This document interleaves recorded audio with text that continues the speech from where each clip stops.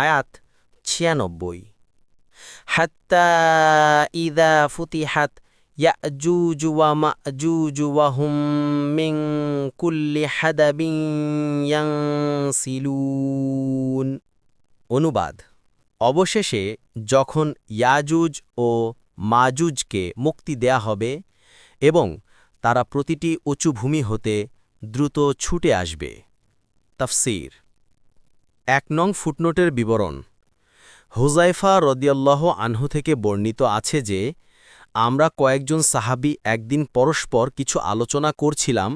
ইতোমধ্যে রাসূলুল্লাহ সাল্লাল্লাহু আলাইহি ওয়াসাল্লাম আগমন করলেন এবং জিজ্ঞেস করলেন, তোমরা কি বিষয়ে আলোচনা করছ?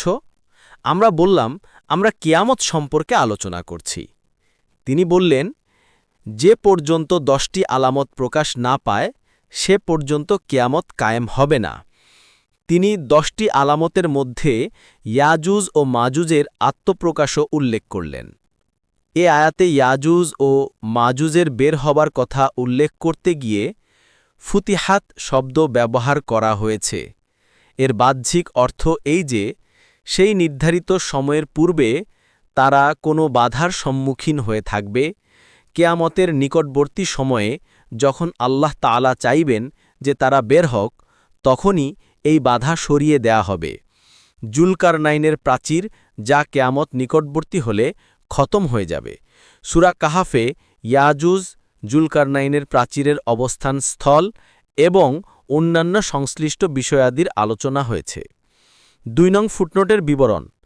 হাদাব শব্দের অর্থ প্রত্যেক উঁচু ভূমি, বড় পাহাড় কিংবা ছোট ছোট টিলা। ইবনে কাসির: সূরা কাহাফে ইয়াজুজ মাজুজের আলোচনা থেকে জানা যায় যে, তাদের জায়গা কোনো কোনো পর্বতমালার পশ্চাতে, তাই আবির্ভাবের সময় তারা পর্বত ও টিলাসমূহ থেকে উছলিয়ে পড়ে জমিনের মধ্যে ফাসাদ সৃষ্টি করবে। ইবনে কাসির।